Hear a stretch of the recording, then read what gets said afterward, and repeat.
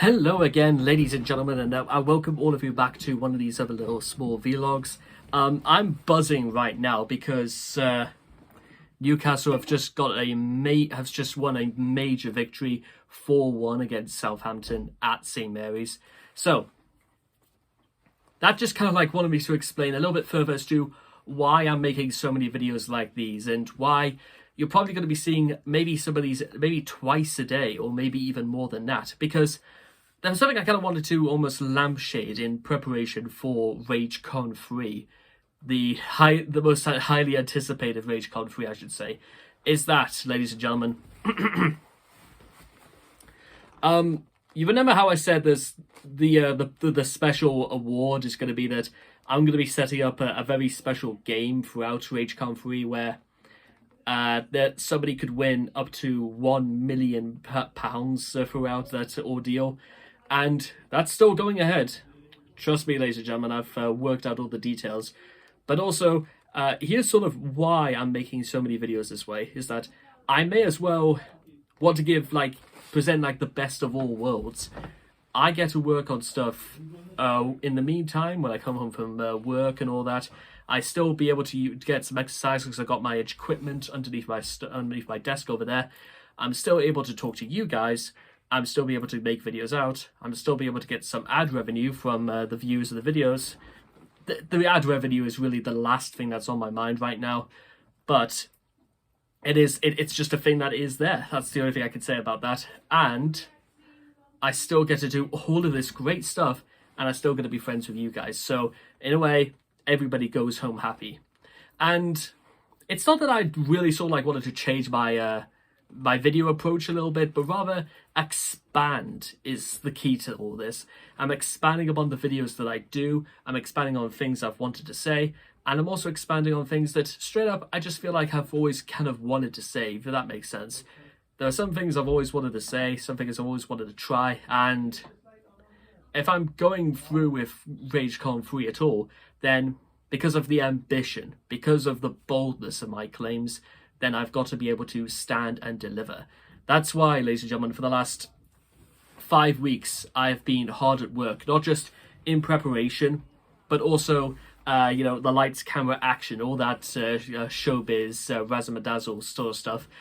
Everything has been hard at work. I've been trying to orchestrate a lot of publicity in terms of spreading the news on social media. I've also been slowly leaking out things about the potential cash prize.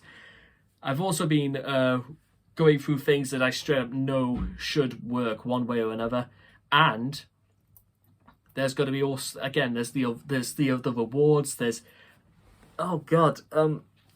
there's the trying to get people involved. There's making the variety of content I'm doing is, quite frankly, something that the world has yet to see. There are so many things that are going to go into this. There are so many things I've wanted to say and do for such a long time. All of this is in an anticipation for this tremendous event. And I'm not stopping. It doesn't just stop there, ladies and gentlemen, with just ambition and desire. There's, in 10 or so years, ladies and gentlemen, they're going to be writing stories about me. They're going to write stories about my stories. They're going to write stories about the things I've been able to do. There's going to be stories made about the things I will do.